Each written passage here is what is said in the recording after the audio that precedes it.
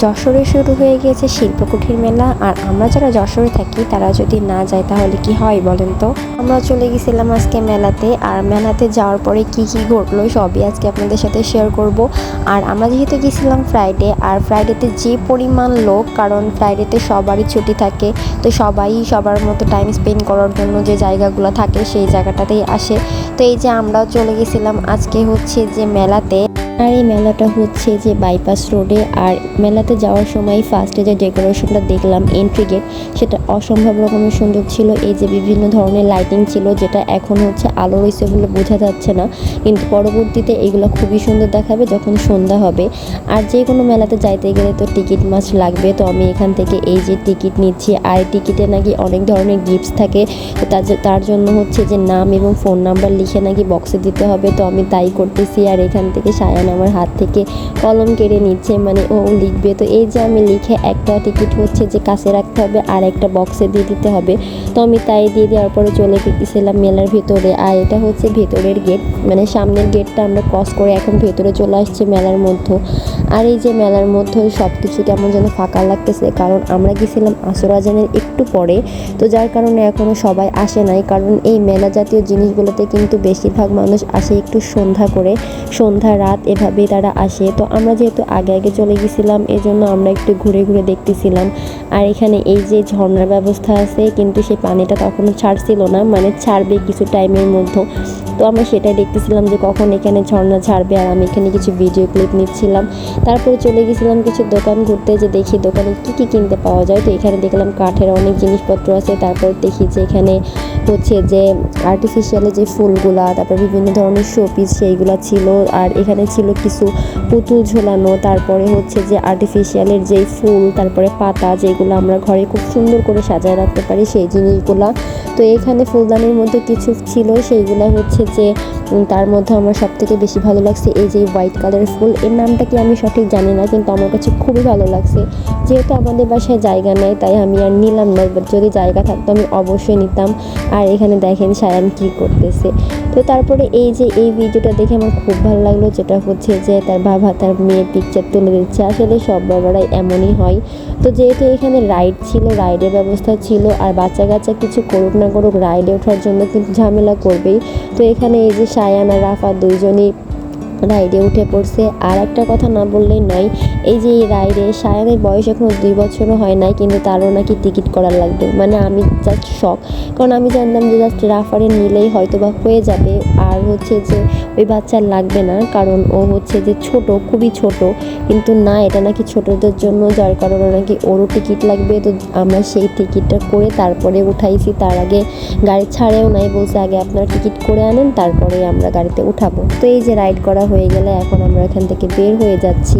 আর বের হওয়ার পরে ভাবলাম যে আরও কিছু জায়গায় ঘুরবো। তো তার মধ্যে চলে আসলো আমাদের ফ্রেন্ড ফারহিন, যাকে আপনারা সবাই চিনেন মোটামুটি, কারণ ওর সাথে আমার আগে থেকেই কন্ট্যাক্ট ছিল যে ও আসবে। তো এই যে এটা হচ্ছে আমার ভবিষ্যৎ অবস্থা, মানে কাঁধে একটা, পিঠে একটা, হাতে চলতে একটা, মানে ভবিষ্যতে এরকম একটা কাহিনী আমার ঘটবে, সেটাই আর কি দেখলাম।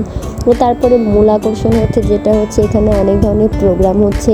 আর যেহেতু এটা একটা র্যাফেল ড্রয়ের মতো একটা গেম, এখানে সারাদিন হচ্ছে কনসার্ট হয়, তারপরে রাত্রের যে টিকিটগুলো কানেক্ট করে সেইগুলো নিয়ে নাকি বিভিন্ন ধরনের ড্র হওয়ার পরে গিফট দেয়, বিভিন্ন ধরনের গিফট, যেমন মোটর সাইকেল, তারপরে হচ্ছে যে স্বর্ণের অনেক কিছু দিচ্ছে।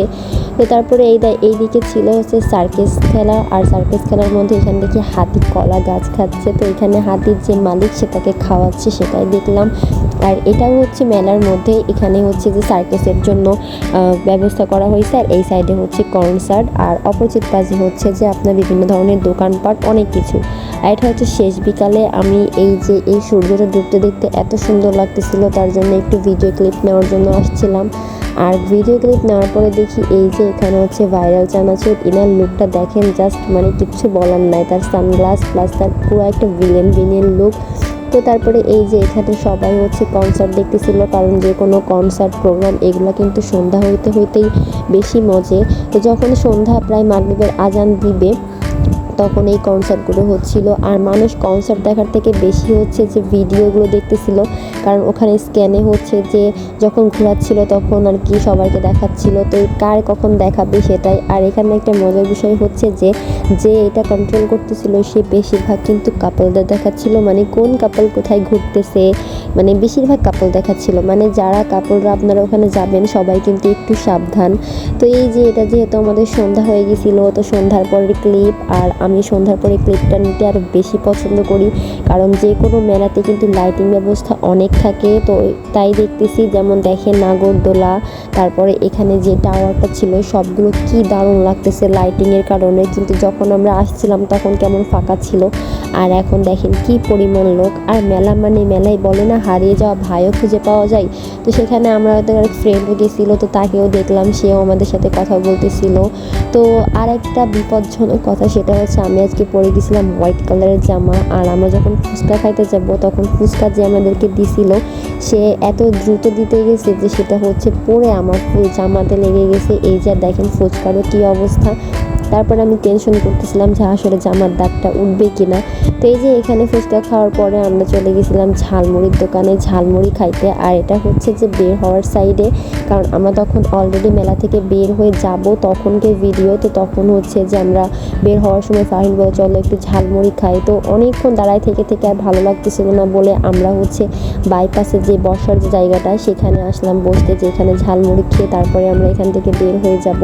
তো এই যে এখানে হচ্ছে ভাবি সায়ানকে ঝালমুড়ি খাওয়াচ্ছে, তারপরে এখানে রাফা ঝালমুড়ি খাচ্ছে, এদিকে ফারহিন খাচ্ছে, আর আমি ভিডিও ক্লিপ কে নিবে আমি তো নিচ্ছি। আর এই দেখেন রাতের যে ভিউটা সেটা খুবই দারুণ লাগতেছিল। দেখেন লাইটিংটা দেখেন, বলছিলাম না অনেক ধরনের লাইটিং করছে, কিন্তু এটা সন্ধ্যা না হলে বোঝা যাবে না। এখানে ছাতি কোয়ালিটি করে লাইটিং করছে, তারপরে সামনে অনেক লাইটিং করছে, আর যারা যশোরে তারা বুঝতেই পারবে এটা কত সুন্দর। আর বেশ খানিকটা ভেতরে ঘোরাঘুরি কমপ্লিট করার পরে এখন বাসায় চলে যেতে হবে, এই জন্য আমরা গাড়ির জন্য ওয়েট করতেছি। তো আজকের ভিডিওটা ছিল এই পর্যন্ত। যদি ভিডিওটা ভালো লেগে থাকে অবশ্যই আমার চ্যানেলটাকে সাবস্ক্রাইব করবেন। তো সবাই ভালো থাকেন, সুস্থ থাকেন, আল্লাহ হাফিজ।